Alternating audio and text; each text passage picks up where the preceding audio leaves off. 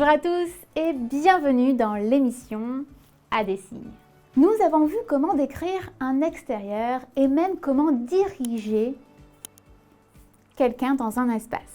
Je vous conseille de continuer à pratiquer ces exercices ou à en imaginer d'autres, dans le même style par exemple. Le but étant de vous familiariser avec votre espace, avec les proformes et le transfert personnel, où l'on vient, en d'autres termes, incarner un ou plusieurs protagonistes.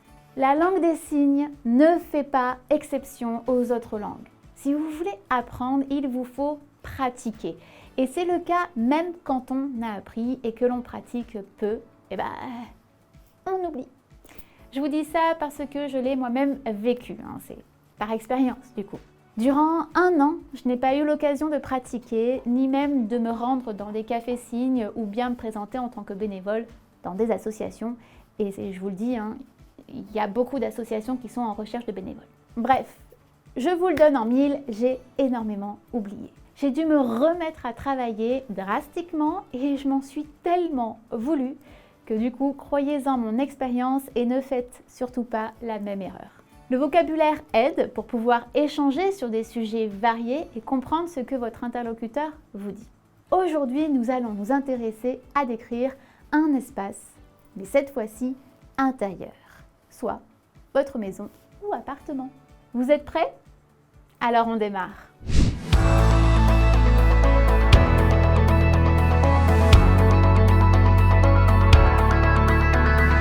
Maintenant, on continue avec le chapitre 2 qui est le chapitre de vocabulaire et on va voir le vocabulaire pour décrire une pièce de l'intérieur. Donc, on a vu tout à l'heure extérieur et maintenant l'intérieur. Donc, l'intérieur d'une maison ou bien d'un appartement ou d'un immeuble, au choix. Alors, déjà, tout d'abord, comment est-ce qu'on dit une pièce ? La pièce de la maison, de l'appartement ou d'un immeuble au choix, peu importe, une pièce se dit comme ceci, pièce. Vous avez la configuration de vos deux mains en oui. Paume de main, l'une en face de l'autre. Ici, j'ai le oui qui se touche, je fais tout simplement un carré. Pièce. Et ensuite, il n'y a plus qu'à décrire, à dire une pièce de quoi. Ok. D'abord, on s'arrête là, la pièce. Porte, une porte. On a vu tout à l'heure quand j'ai décrit que je commandais ma pizza, vous vous en souvenez, comment est-ce qu'on disait dans l'exercice ou dans l'exemple que je vais vous donner, que j'avais une longue journée de travail et que j'avais commandé ma pizza et qu'à la porte, il y avait la sonnette. Ding dong, ding dong. Bruit. Que je me suis levée et que je suis allée ouvrir la porte.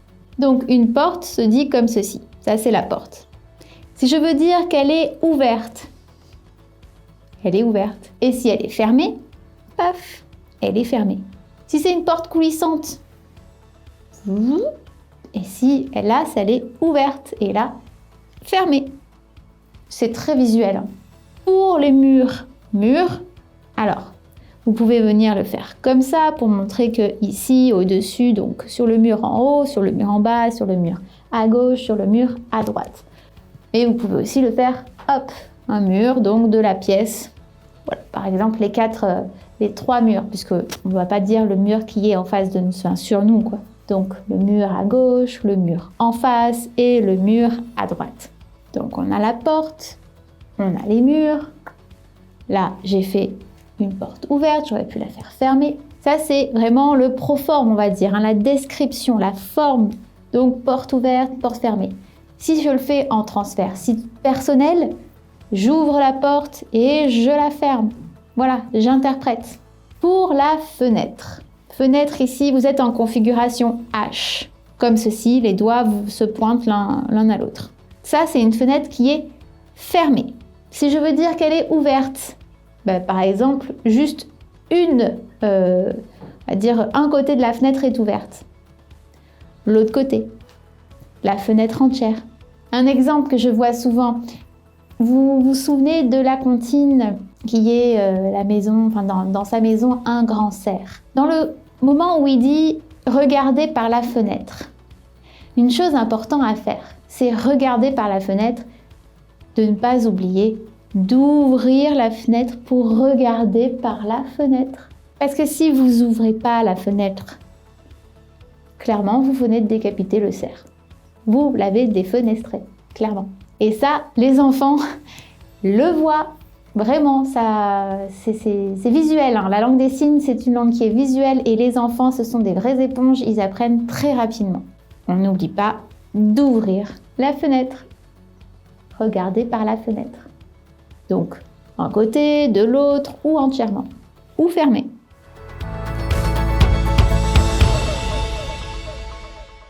Parfait! Et si nous mettions tout ça à l'épreuve avec un petit quiz?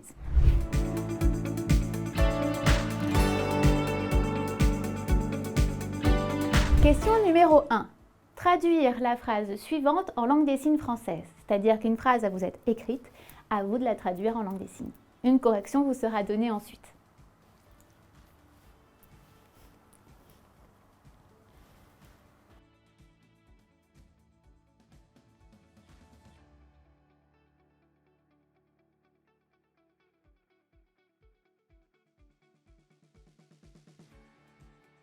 Question numéro 2.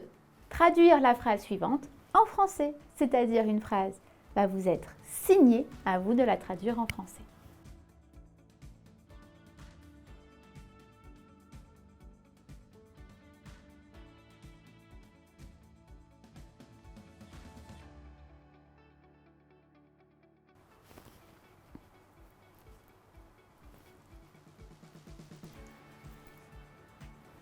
Voilà, j'espère que vous avez répondu juste à ce petit quiz. Il n'était pas très compliqué, mais il y avait surtout un nouveau signe qui est rideau.